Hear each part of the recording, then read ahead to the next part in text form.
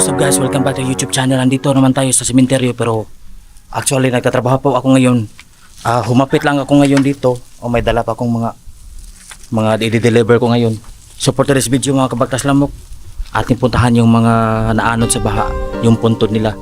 So kakalibing lang nung nakraang Lunes, inilibing po sila. So ngayon pupuntahan natin kanilang mga puntod mga kabagtas lamok. Bali 10 ata yung inilibing. So kabilang yung mga 8 babae. So tara let's mga kabagtas lamok, samahan nyo ako ngayon dito sa sementeryo ng Talamban. So tara let's mga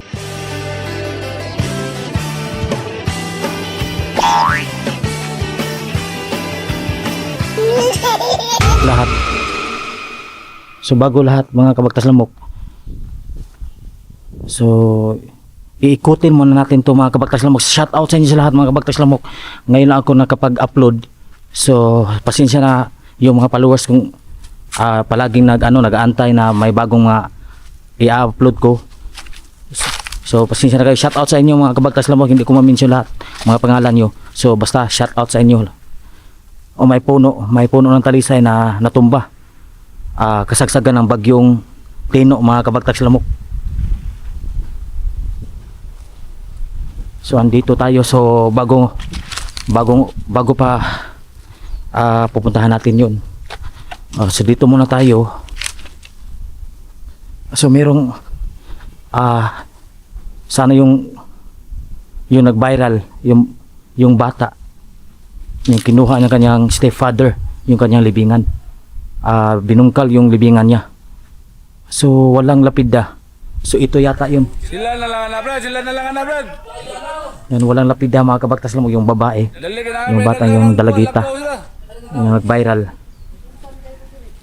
Kinuha yung punto niya, yung kabaong niya. Kasi mayroong kukunin daw na gawing anting-anting. So yan yung punto din, walang lapida. So yan yung binungkal ng stepfather niya. Kasi babae ang dalagita yung nilibing dyan. Namatay yung lagita kasi may sakit. So sabi sa mga kamag-anak, disclaimer. So ayun, binungkal kasi mayroong kunin na anting-anting yung nasa tuhod ba, yung tuway-tuway yan dito. So kukunin niya kasi nagparandam daw na papanaginipan niya na kukunin daw yung kanyang tuway-tuway, yung dalagita, tuway-tuway ng dalagita para gawing anting-anting. At saka merong saltik din sa utak. So yun punto na yung mga kabagtas lamok.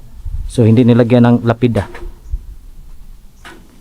So lilibutin natin to mga kabagtas lamok. Meron pang tao, wait sa muna. So ito yung meron pang santo na sira mga kabagtas lamok ko. Yung anong pangalan santong ito, comment na kayo mga kabagtas lamok. Nabiak yung yan, nasira. So dito ilalagay sa altar kapag mga santo na may nasira na, nalaglag. So ito, kagaya nito mga kabagtas lamok. Yan, kagaya nito ng mga santo ninyo na nawala yung kamay. Yan. So dito balik tayo sa daanan natin. So marami mga dito, mga puntod.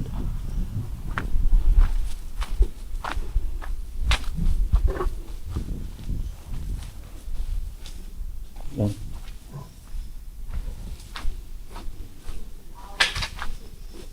May pusa pa Ming. Shh. Tumakbo yung pusa mga kabagtas lamok.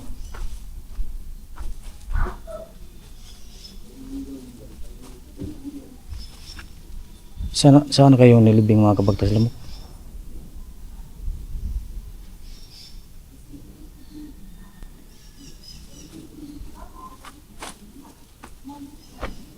So ang dami mga nakalibing dito mga kabagtas lamok.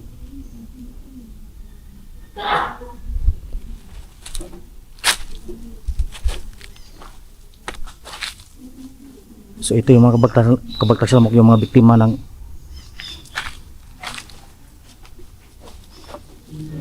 So dito sa taas mga kabagtas lamok, yung mga biktima ng naanod sa Bakayan, Barangay Bakayan, Cebu City mga kabagtas lamok. So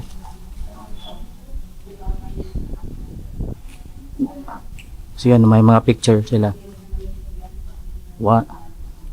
So bibilangin natin kung ilan sila mga kabagtas lamok. So mahina lang ating boses kasi may rosaryo. So stay tuned na kayo mga kabagtas lamok. So akyatin natin yung kanilang puntod mga kabagtas lamok. Idol, lungag galuto. Daga kinang hato dire katupag Lunes, idol. Dira sa nagi dito ra. Kay di mo kaagi alihan man. Bali 11 na kabos lagi lubong dire no. Kay ang katong duha ko wala pa ko nakitin duha.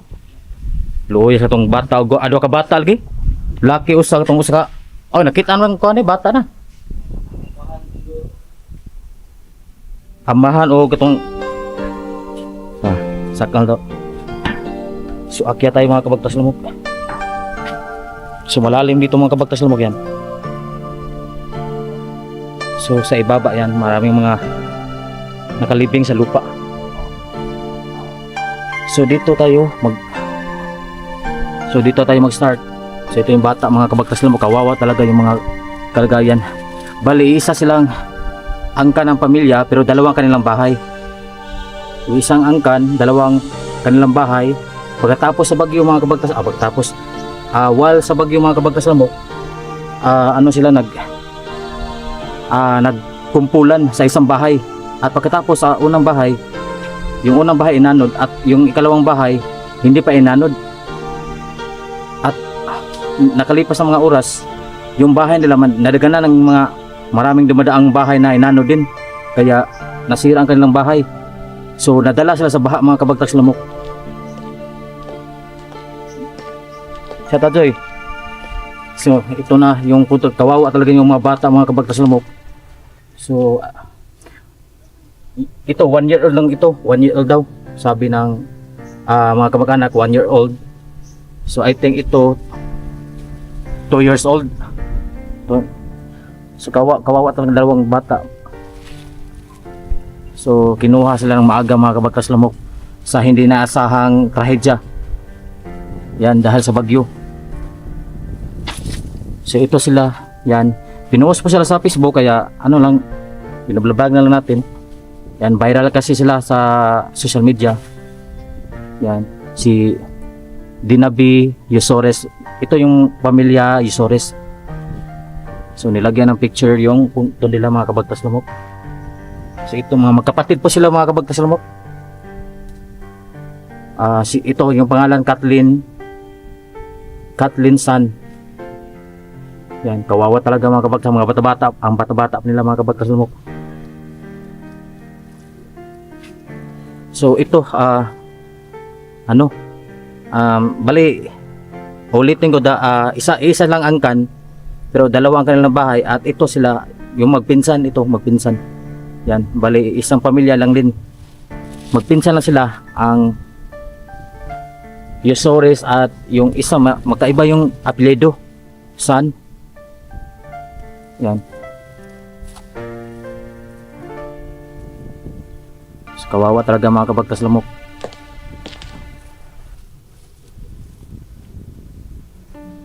Sayang ang buhay. Dahil lang sa bagyo, kinuha yung maaga ang yung kanilang buhay mga kabagtas lamok.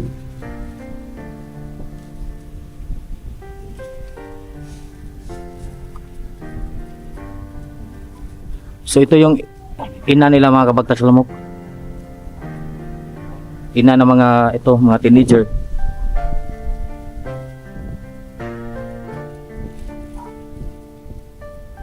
Yan.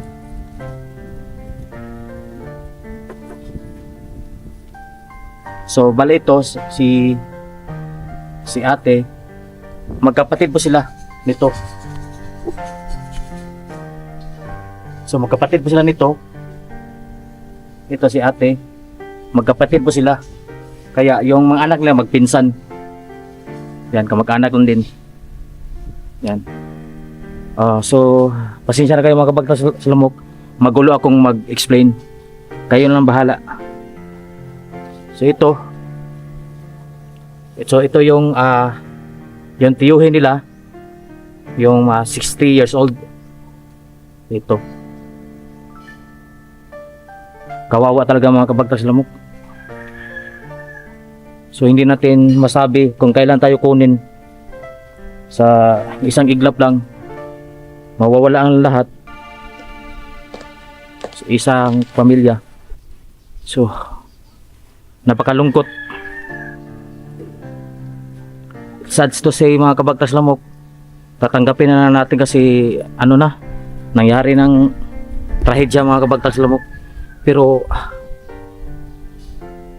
nakakalungkot lang isipin talaga yung ang mga bata na walang kamangmuwang ay nadamay pa. Kasi ito ano bang Tagalog sa kinugos? So niyakap lang ito kaya nasali yung mga bata. So napakalungkot ng isipin mga kabagtas lamok.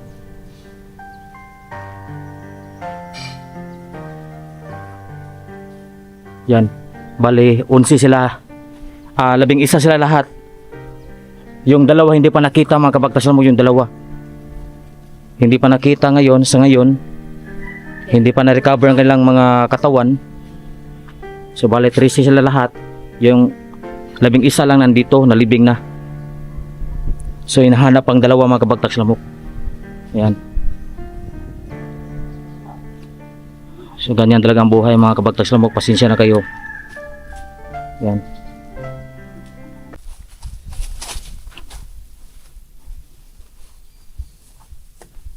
So dito, yan.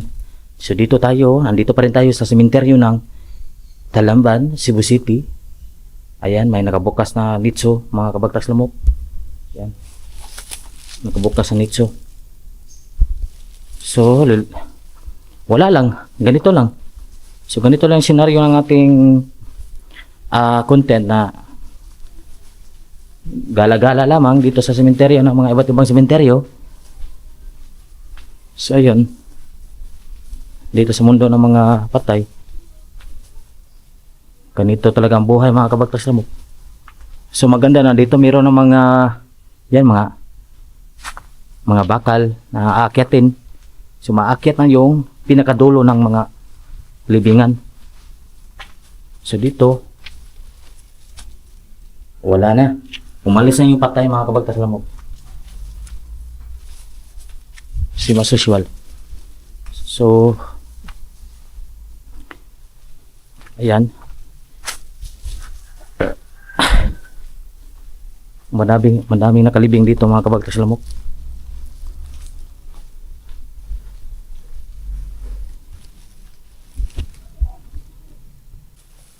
So dito sa sementeryo ito mga kabagtas lamok, if you're not asking, so hindi to gaano kalakihan ang sementeryo ito.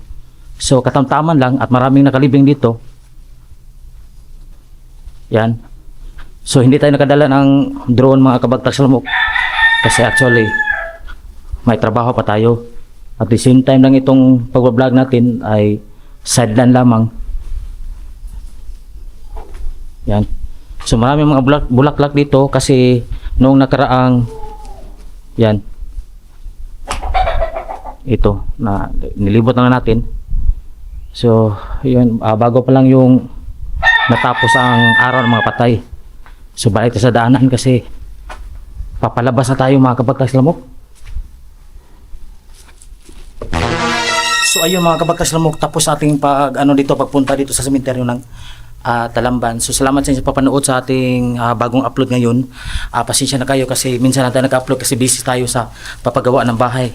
Kasi ako nagtatrabaho, hindi ako nagpapalabor kasi mahal ang labor. So minsan lang tayo nagpa-upload, ngayon lang tayo nagka-upload. So sana sa hindi pa nag-subscribe, subscribe na kayo. So bago pa lang sa aking channel. So ito mga gamit ko. Actually, nagtatrabaho pala ako mga kabagtas Lamukiano.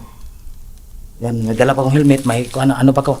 Ito, uniform ko to sa aking kumpanya. So, salamat pa rin.